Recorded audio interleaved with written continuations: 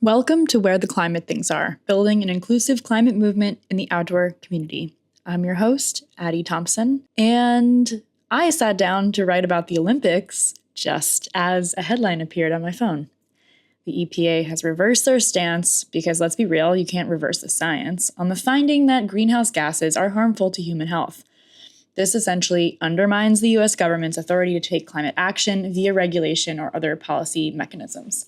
And as you might guess, I've written all about this on Substack this week, so I'm going to be reading this article as well as providing this on Substack with links. Aside from the general rage/pit in my stomach that I feel around this news, I am slowly coming to terms with the fact that it must be our own collective action that makes change. No one is coming to save us, obviously. Our outdoor recreation will be impacted. Increases in GHG emissions will mean seasonal disruptions, will mean events, races, and missions won't go as planned. We'll see more cancellations, more disrupted outdoor days, look at the ski season this year, and more funding going towards damaged repairs than recreation infrastructure.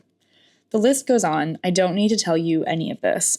Go read about it and maybe talk about it. And go read about it is linked in the Substack. And maybe talk about it on your next pre-work lap, whether that be on snow, on trail, at the crag, or the water.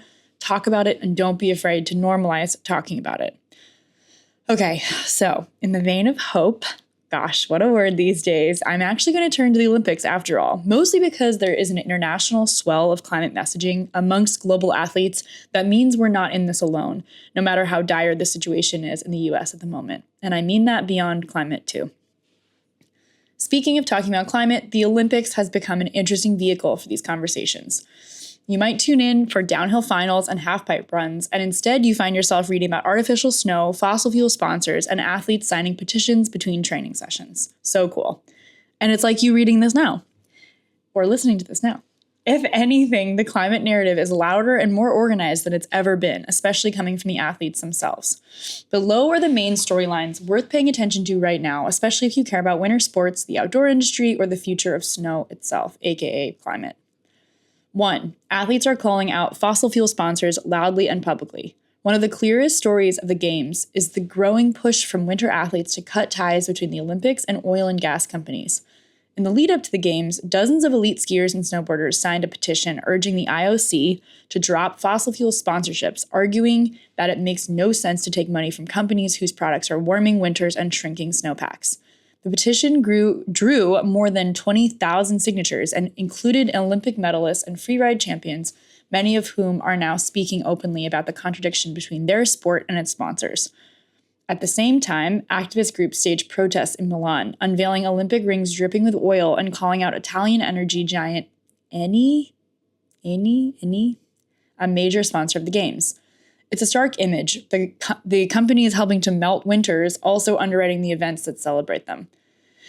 And athletes are no longer staying quiet about it, which is really cool.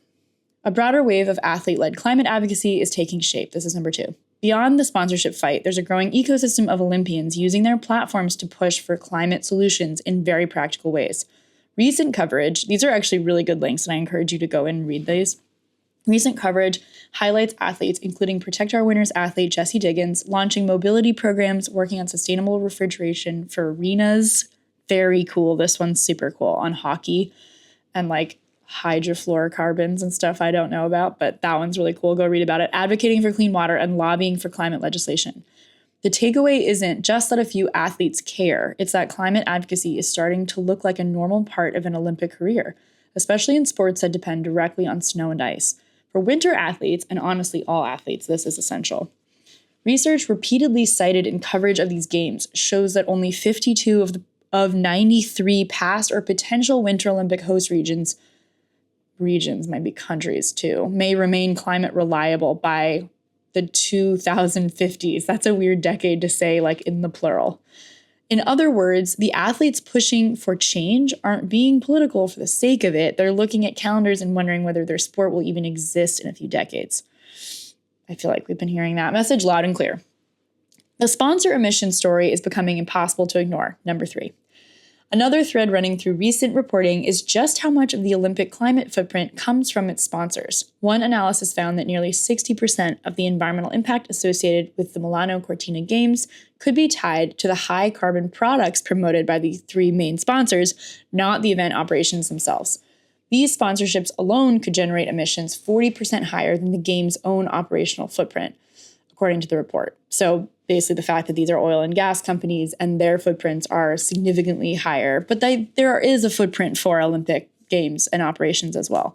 It's a reminder that the biggest climate story around sports isn't always the stadiums or the snowmaking, it's often the money behind the banners. I'm curious what components of this include the physical infrastructure / operations of the games themselves versus the carbon accounting of the sponsors. And when I look deeper into this basically shows that yes, there is operational footprint, of course, but, again, these are really about the oil and gas sponsors behind it and their footprint. And I know footprints is like a whole other, we could do another substack on that. Number 4, protests and public pressure are becoming part of the Olympic landscape. Climate protests have followed the torch across Italy, with activists staging demonstrations and art installations calling for an end to fossil fuel sponsorship. Greenpeace was the one to unveil the oil-soaked Olympic rings I mentioned before and called on the IOC to, quote, kick polluters out of the games. And actually, this article that I linked to here is a very good read for more of the impacts here. These actions are part of a broader push to make the Olympics a space where climate accountability is expected, not treated as a fringe concern. And unlike some past Olympic protests, these are being reinforced by athlete voices from inside the sport itself, as we discussed. Number 5, the underlying reality. Winter itself is changing and artificial snow is filling the gap. Behind all the petitions and sponsored debates is a simpler truth. Natural winter conditions are becoming less reliable, even in traditional host regions. That means the games are increasingly built on artificial snow. Milano Cortina is expected to rely on large volumes of machine-made snow, continuing a trend from recent Olympics where most competition surfaces were engineered rather than naturally accumulated. Snowmaking requires a significant amount of water and energy, and in some venues, it has meant building reservoirs and pumping systems across fragile alpine landscapes. But something I do find interesting is it might actually decrease the carbon footprint of skiing overall by allowing people to ski close to home, and I linked to an article there that explains that a bit more. It's a technical fix, but not a permanent one. Snow guns only work when temperatures are cold enough, which I actually didn't know. And those windows are shrinking as winter's warm. So it's all part of the same cycle. A quick note on POW and the broader athlete movement. If you want a broader overview of the athlete-led climate push around these games, climate scientist Katharine Hayhoe recently highlighted the role of Protect Our Winters in her Substack. And I linked to both her website and her Substack, pointing to the way winter athletes have become some of the most effective climate communicators in the sports world. This is actually a big deal. She wrote about this because she's a pretty heavy hitter when it comes to climate communications and cultural change around climate. She's a very interesting scientist and activist in this way. It's a good reminder that none of this organizing appeared overnight. Groups like POW have spent years building a culture where speaking out about climate is seen as part of being a winter athlete, not separate from it. And now that culture is showing up on the Olympic stage. So, the bigger picture, if you zoom out, the story of these games isn't just about snowmaking or sponsor logos. It's about a sport and a whole outdoor economy trying to reckon with the conditions that make it possible. You have athletes signing petitions against fossil fuel sponsors, activists staging these oil-soaked Olympic rings in city squares, reports showing that sponsor emissions may outweigh the games themselves, and scientists quietly noting that half the world's potential host cities may no longer be viable by mid-century.